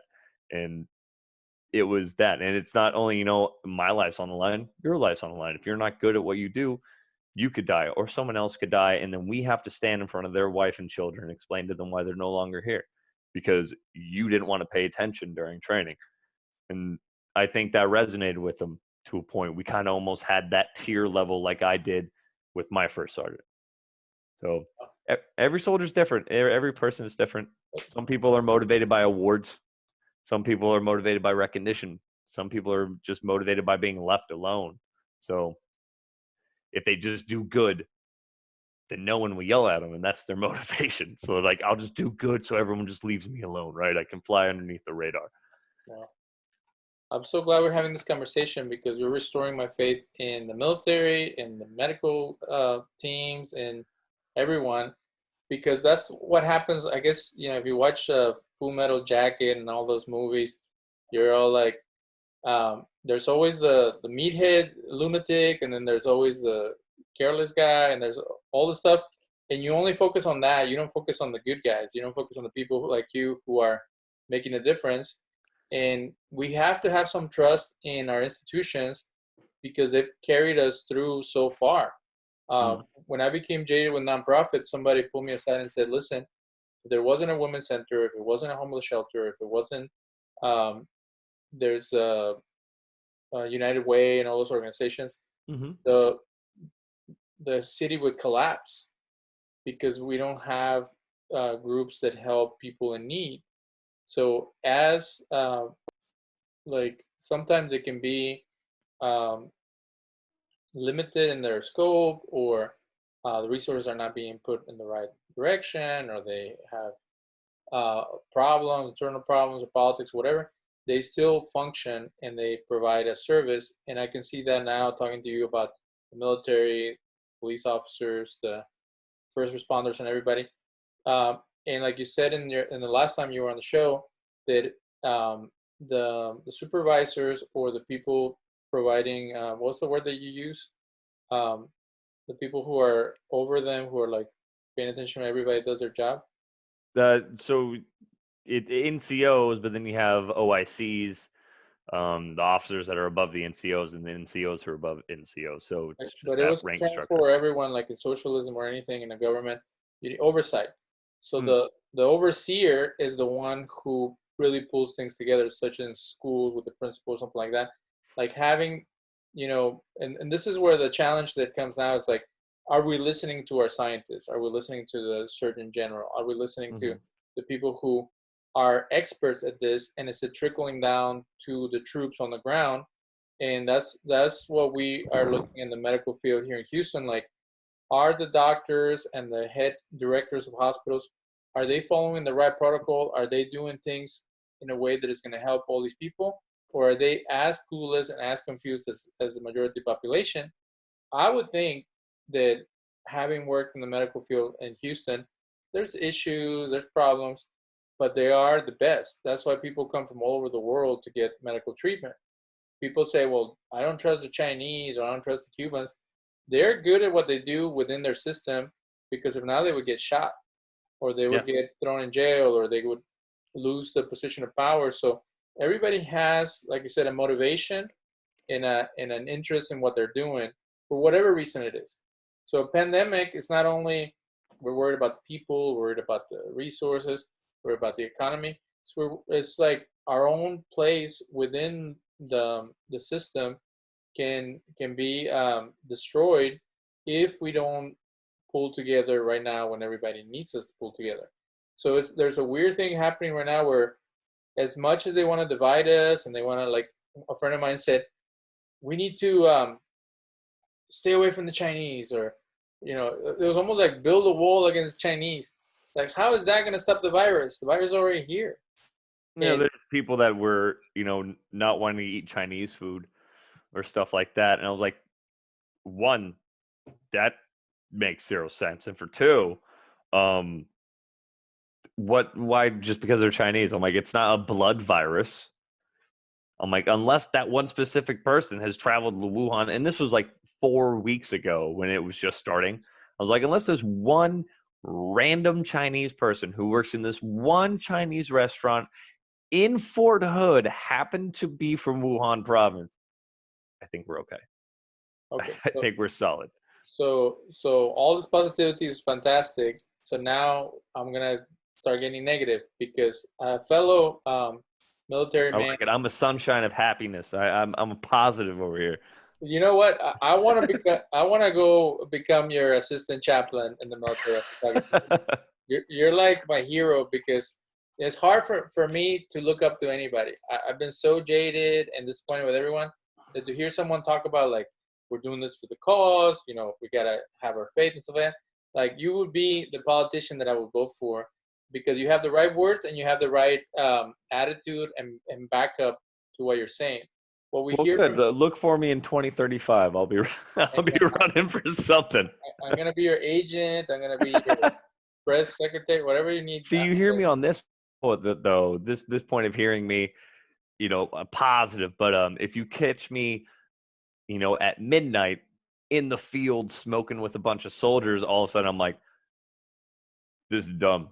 This is super dumb. I don't even know what we're doing. Then my soldier would be like, Sergeant, what are we doing right now? I'm like, dude, I don't know. Purple. That's what we're doing. We're doing purple. And they're like, I don't know what that means. I'm like, exactly. Cool. We're just going to smoke. But yeah. I try to be positive. I try to see an outlook on it. And so let me destroy your positivity real quick. Can't do it. Let's see. So we, I don't know if they have that expression in English, like you build a house of cards and I'm going to tumble it all over. Oh, yeah. So this issue of the, you have all the right people, you have all the right resources, you have everything happening, but I hear this wishful thinking that it scares me, because of another military person that I know told me, I've been talking to my bosses, and I think we're turning a corner. I think that, things are not gonna get as bad as New Orleans. It's not going to get as bad as New York here in Texas. And I'm like, well, Houston is a medical town, so we have maybe a little better hygiene, because there's a lot of people who work in the medical field. Mm-hmm. Texas is more spread out. People are more distrustful. People in Louisiana, they have that French thing going on where everybody kisses and hugs each other, and they're very loving. The president of Mexico thinks that through love you can kill coronaviruses. So he's actually going around high-fiving people and kissing them on the cheek and stuff. So well, I'm touching elbows at this point. So I always love like Latin and like French culture, because it's very warm, and Americans are very standoffish and don't stand too close to me kind of stuff.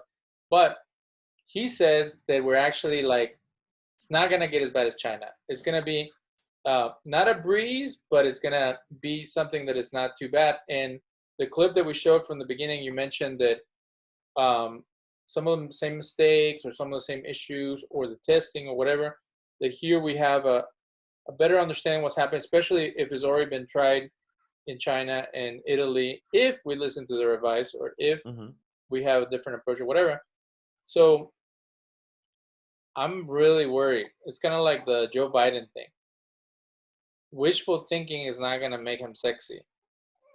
And he's not going to get elected because he's terrible. So coronavirus just dissipating, or, us staying home and it, going away. You said that, like, that was very strange, because I heard from someone say that it might come back in the fall. Like, let's say that we die down in the next couple of months, then everybody's going to get complacent and then it might come back. So how do you kill something in a way that it is truly going to happen in the most effective and the most time, like the quickest? Like, I heard people say it could be 14 weeks, it could be 30 weeks, but like, how do we get to this wishful thinking 14 weeks or a month from now for it to die down, for us to move on with our lives? Because it doesn't seem rational, it doesn't seem possible what people are saying, and maybe they're saying, well, the president knows things that we don't know, or the CDC or something like that. It's like, they've disappointed us a lot, so why even think that could happen? So it's all projection, right? And it's not necessarily that, like, the CDC or the presidency, they've disappointed us. It's just that things change a lot, and they're always learning something new, and they come up with a plan, they try it, and I've seen it just on a very small scale from working at the COVID clinic that we're running on Post. There isn't a protocol for this. There's like some substandard that we talked about in the other episode, but there's previous protocols that we have, but we're building this as we go. We've never done drive-through clinics like this. This is new. We've never had that was happening now. So just like Korea, now you guys are doing that in the military? Yeah, so they're doing it across the United States now. They started in Korea because it was a great way to get testing with limited contact rather than having people go into a clinic. And since Korea, I was a little interested in how Korea was going to do it, because not a lot of people have cars. So it's kind of like a half and half. The country has cars, they don't. A lot of them take subway and walk or ride bikes. But for here in the United States, we're a massive car country, right? And so, yeah, we started doing the drive-through clinic. We started it about 3 weeks ago here on Fort Hood, and then other bigger hot spots like Seattle and other places across the country are doing the drive-through clinics. So we started doing it, and it's a lot easier when it comes to exposure. People don't get outside of their car. They roll their window down just a crack so I can talk to them, and the only time it goes all the way down is when we swab them. And that's like 15 seconds of exposure, and then they roll their window back up. So it's a very brief situation, and it's a positive outlook. But when it's coming into the projections, it all changes. So they're projecting what they think is going to happen. They don't know, because this virus is operating and acting unlike any other virus we've had, and we don't have a vaccine for this one, unlike other normal flu viruses that we've gotten. We have like a derivative of it. This one is completely new to us. That's why it's the novel coronavirus. So they're building it as they go. And I'm not necessarily, a banner waver for the Trump presidency or administration. I have my problems with his presidency, as I do with Democrats on the other side. And they were slow to the burn at the beginning. They were very slow to coming to what they should have done. But at this point, at this current standpoint, I think they're going at this the right way. Ultimately, the best thing to do would just be shut the whole thing down, shut the whole country down and limit it out. And what they are saying, to their current understanding, is the 14 days. 14 days is generally how long the symptoms will last. if they're minor, of course. So if you just get it and you ride through and you have a little bit of shortness of breath, you have some upper respiratory illness symptoms, which is what this is. It's an upper respiratory illness. It'll go away just like everyone else gets it, and you'll be good. Where it's hanging on and staying along is where it's affecting these people deeper and causing a deeper sense of symptoms of fibrosis and scarring inside the lungs, and they're getting pneumonia and bronchitis and all sorts of different things.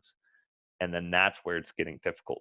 So ultimately, it just takes time. And sadly, the best time that we're going to know how to treat this 100% is going to be the end. At the end of it, that's when we're going to know how to treat this to its fullest potential. Because the only two times that you get to do planning for something is at the beginning and the end. And we didn't do enough planning at the beginning, and we had to catch up to it. And so the only time that we're actually going to be like, yep, I know what to do, is at the end, when we're already done. So it's sadly, it's a trial and error process when it comes to something like this. Okay, man. Again, I'm tired of talking rational, and I already shared my concerns about the way that people die. So now we're gonna get mystical and even like apocalyptic. So remember how people were saying that in 2012 the end of the world was coming because of the Mayans? Yeah, that guy was dyslexic. Tell me. Well, it was 2012, right? It was when the Mayans said it was going to happen. Yeah, the guy was dyslexic. It was actually supposed to be 2021. Oh my goodness. So that's the answer. You're a genius, man. Big brain. Are you serious, or are you just joking with us? I don't know if he was dyslexic. I don't know if that guy was. Okay. But it's something that was coming up as memes, and people were like, what if he was dyslexic and he actually meant 2021? You attacked my favorite animal, the pangolin. I actually made a comic book when I was a kid of a pangolin. That's surprising, because a lot of people don't even know what a pangolin is until right now. They're so cool looking and stuff like that. But I'm going to throw the biggest curveball that you ever gotten. Have you ever heard of Camasots? Camasots? Yes. No. He is the Mayan god of death, and he's a vampire. Okay. So isn't it interesting that they came from what kind of a bat did it come from in China? Just a bat. But it was like small nose or big nose? I think so. I think it was a smaller nose bat. So I was talking to my brother, and he's like, did you know, we lived in Cancun when we were little, and we knew a little bit about the Mayan culture. Did you know that they have a bat god, and he's connected to death? And then I was talking to my friend who's a rabbi, and I was like, did you know that the bat is a symbol of everything impure in the Bible? In Leviticus, where it talks about all the animals you're not supposed to eat, to the Israelites, the bat is one of them. And he's like, well, your theory is great, but non-Jews can eat anything they want. Jews are not supposed to eat bats, and bats in medieval culture are considered wicked or whatever. There's actually I was telling my wife that Satan was depicted as big fly because he was Beelzebub, the lord of the poop. Lord of the Flies. Yeah. Yeah.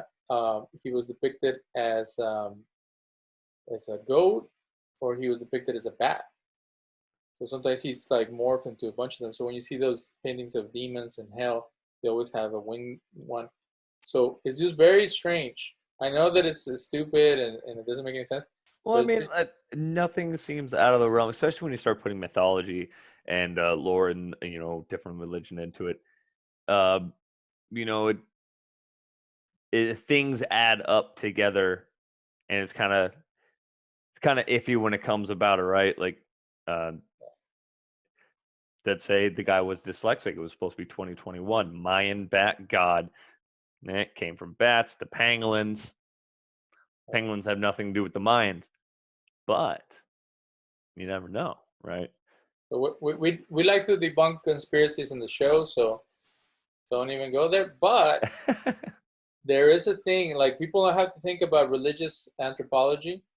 So let's say that whoever wrote the Bible, they were just desert dwellers, and somebody decided to go eat a bat or a rat or something like that, and they died. We know as modern man that they died because they carried diseases. Rodents, like my friend who wants to skin a squirrel, like to me that doesn't sound like that great of an idea. I know Squirrels are fun. people like. Do you eat squirrels? I mean, I don't. We don't use squirrels in Idaho, but my grandmother grew up in like the Appalachians in North Carolina. Yeah, she definitely ate squirrel a lot as a kid. So I don't know what's the difference between a squirrel and a rat other than the Just the tail. way they live. And Rats live in garbage and putrefaction. Squirrels are freer. They don't, live in cities in filth. They're squirrels. so that's the thing. Trees, they eat plants. So the law of the fittest or the luck of the draw is that everybody ate everything, and then the one guy who ate something died. So then they stopped eating that. So let's say that the Israelites said, "Hey, we're gonna stay away from anything that we consider weird, and we're just gonna eat the stuff that we consider to be safe." And they came up with the kosher system. So in China, because they have a different system, again without judging them, they have a system where anything exotic can give you special powers. They eat a piece of the shark, like the fin, because it makes you more potent or something sexual. I think it's virility or something like that. Yeah. So there's a lot of the thing is, if you leap humans to their devices, just like doomsday preppers, they'll come up with all kinds of crazy ideas. The zinc and all that can help you and stuff. So we're drawn to weird stuff, but it's just interesting that the bat has been a symbol of evil throughout the centuries. And why was about it? It's like the snake. What is it about a snake that people think is satanic? Well, it has venom and it sneaks up on you. So people have to think about that. It's like, so now we find out this is something interesting. Speaking about crazy stuff, my professor, I was I don't know if I was making fun, but I was challenging the idea in the Bible and the Talmud, or in the New Testament and the Talmud, demons are very prominent. And the rabbis of that time, they said that demons were the cause of illnesses. So when you hear of Jesus healing the blind man, there was actually an idea that if you left a cup of water outside, that a demon can get in it, and then you drank it and you go blind. So there's a lot of mystical stuff with the stuff that Jesus did that was discussed in the Talmud later on.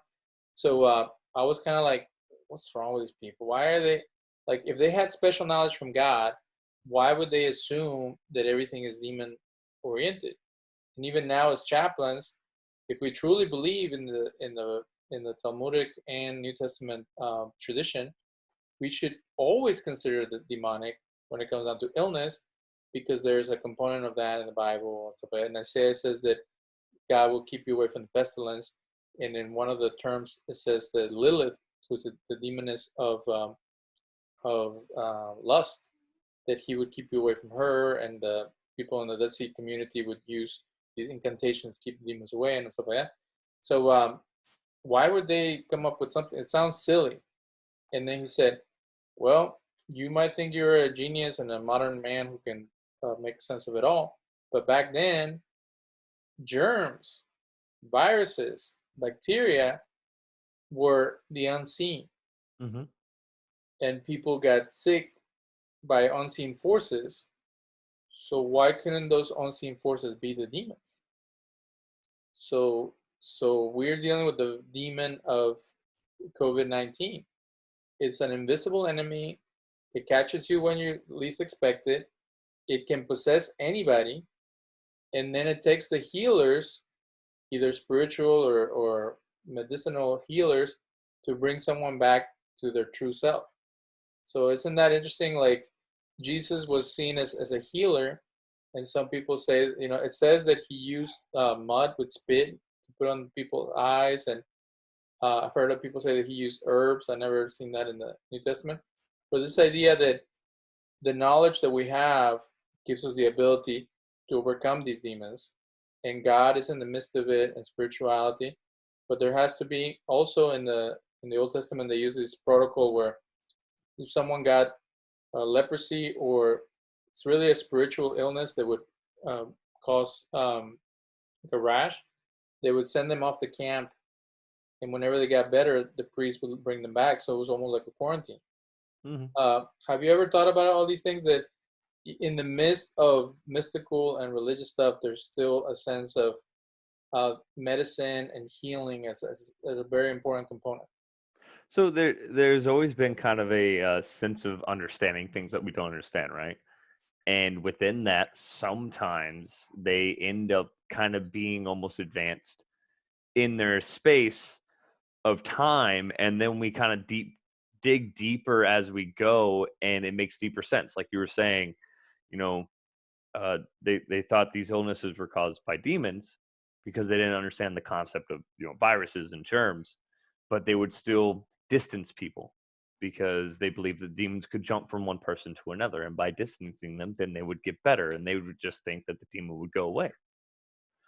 And I've heard, as you were saying, like Jesus was a healer, and there's a theory, and I think it's kind of more like the ancient aliens type theory, that Jesus and the personification of God is actually just aliens that came and they had a advanced level of technology that made the people back then that couldn't quite understand it, made it look like miracles.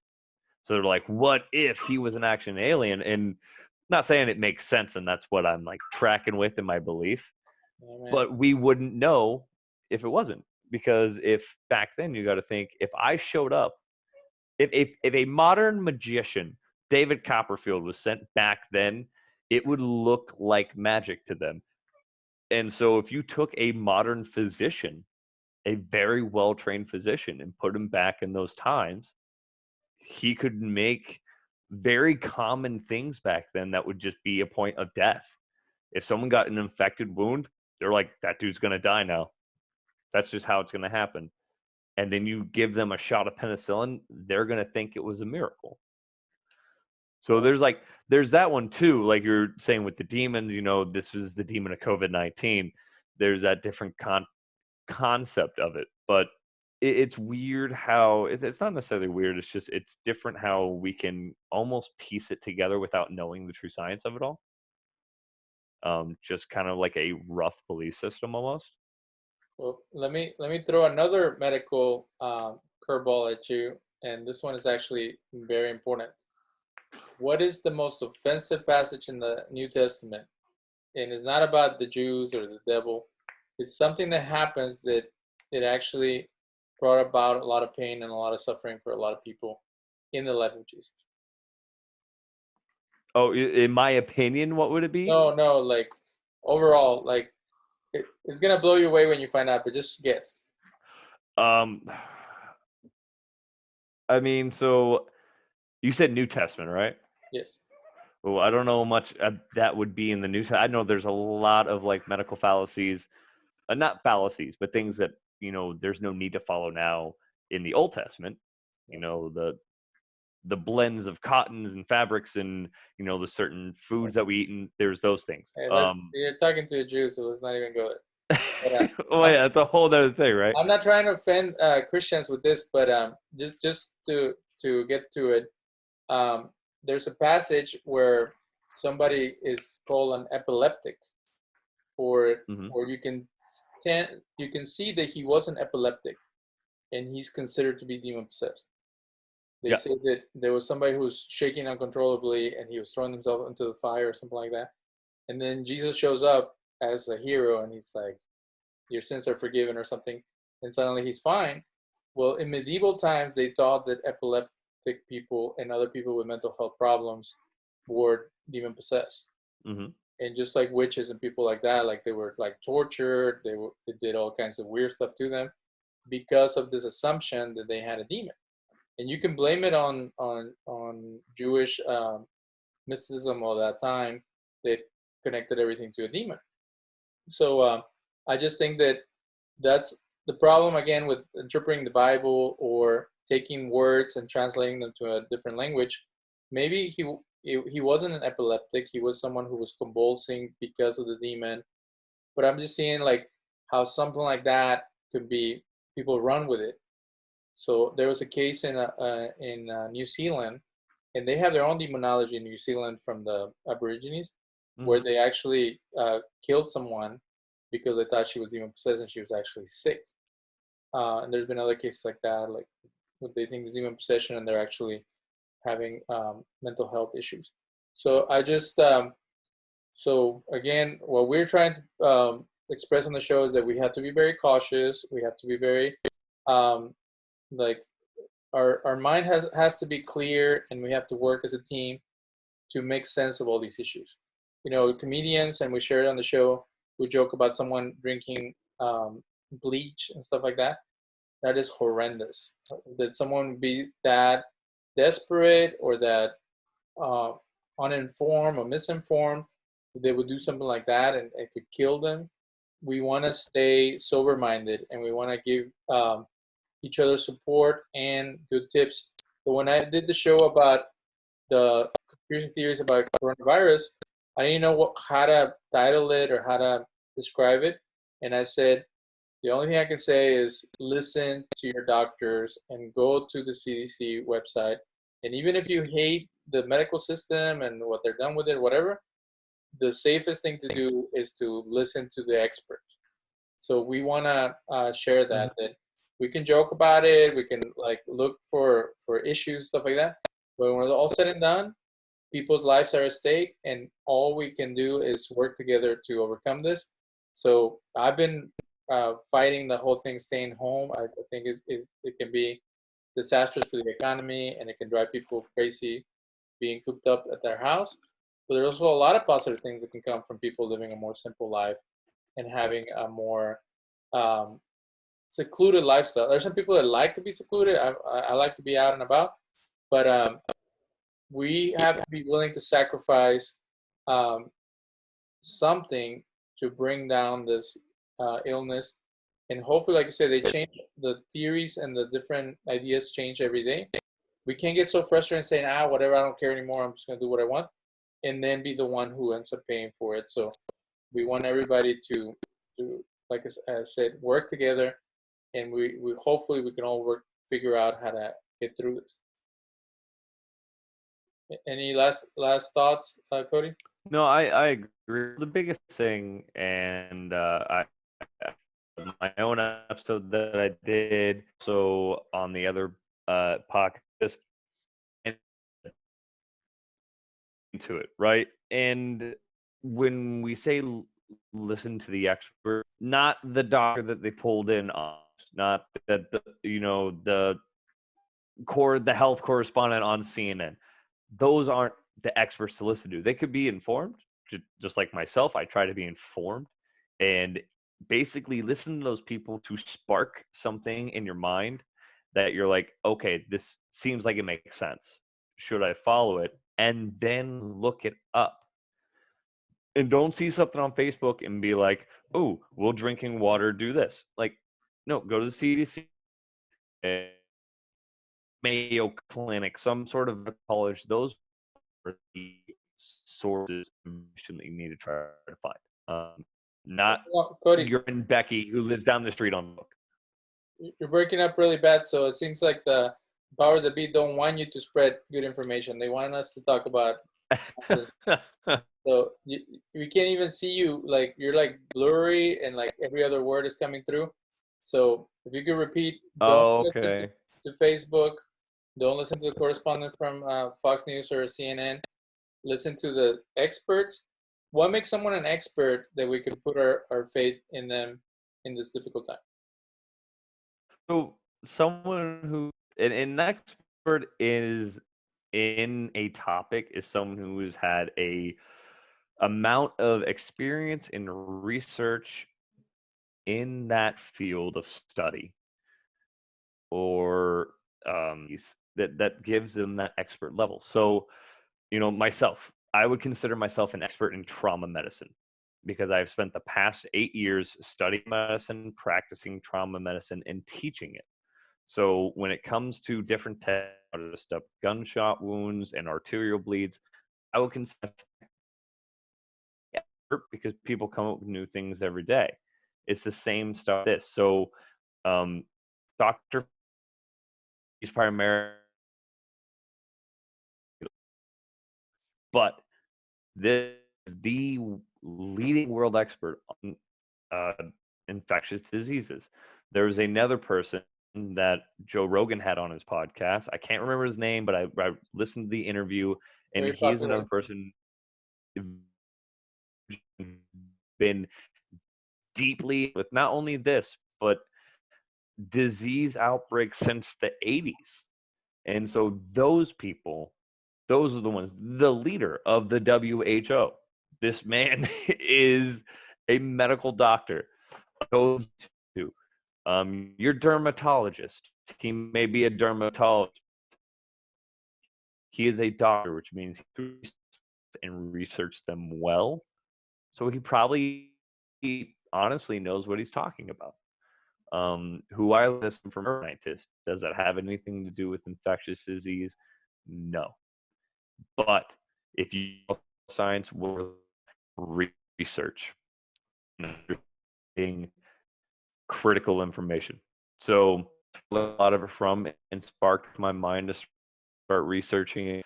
So those are the not the person, not Becky on Facebook, not the TV doctor that they're putting on the TV shows and the news channels, because those people are there for a production price, for a name on a screen to make you think a certain way.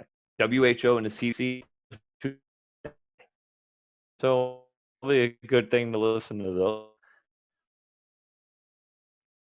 Well, it seems like Even me, I want medical.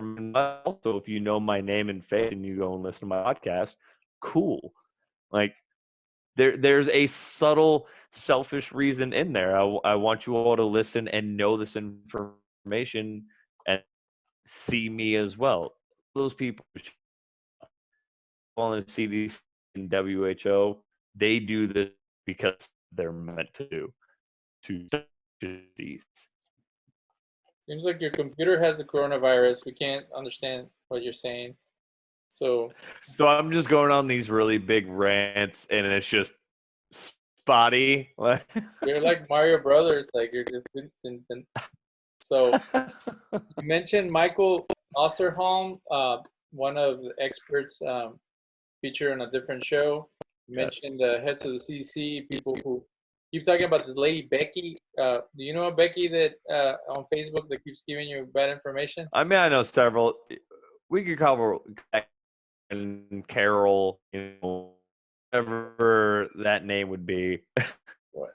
I'm sure there's a Joe the plumber or something like that who's posting stuff, and he Yeah. got the zinc stock, trying to sell you some magic potion. Your manager want to listen to.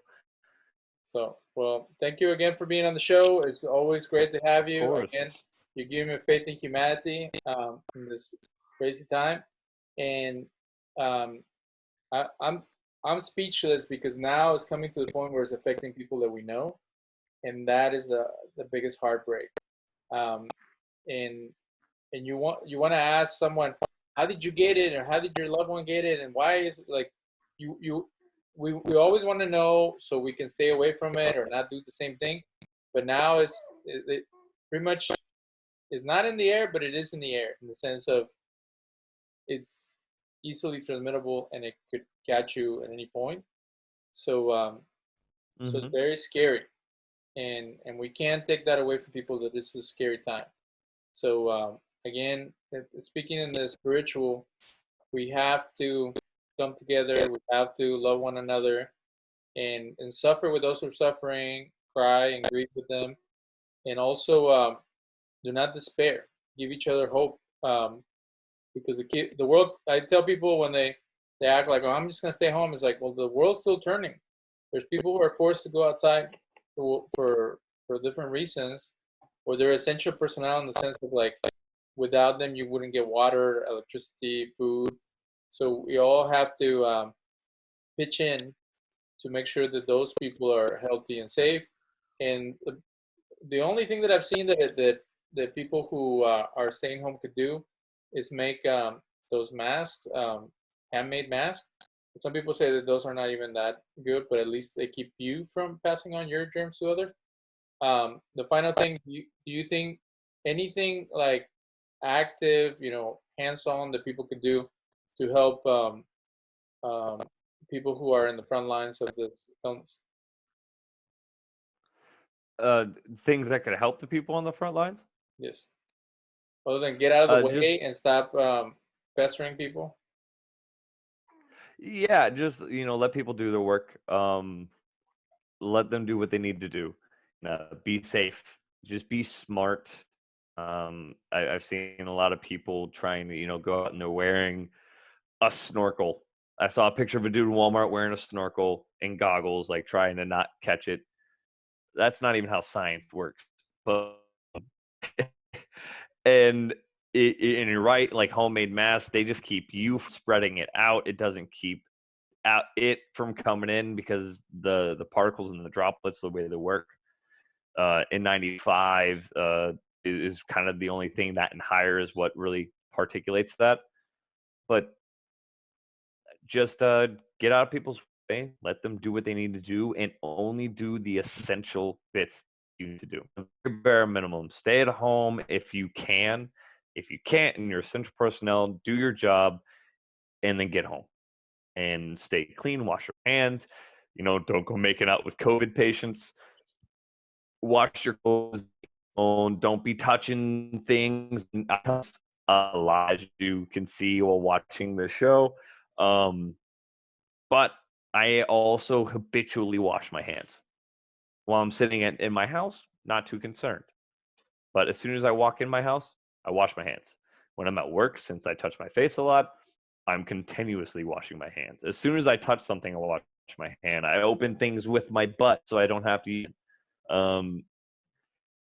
These are kind of the practices that we need to take. The biggest thing, let people work. And,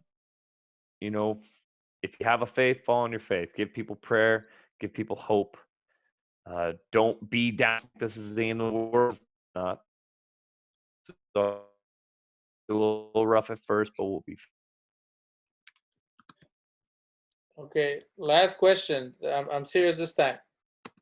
Do you have your doomsday prepper bag? They call it a bug out bag. So I don't have a bug out bag, but that would have equipment. It's my job, and it's not my job to have it at my house, but my job makes it so I can steal it from my job and put it in my. And through the year of military, I have stuff. Air hazmat. Do I need one? No. I have one. So I have equipment. I had to arrive. Yeah, I have things. I have guns. Next time on the show, I want you to bring out your bug out bag and we can go over what you need. Because listen, you can never be like, I know I can't stand doomsday preppers. I think they're nuts, but it would be okay to be prepared. It's kind of like if you know that there's a storm coming, and you have a flashlight, you have I would think it would be okay to have something just in case.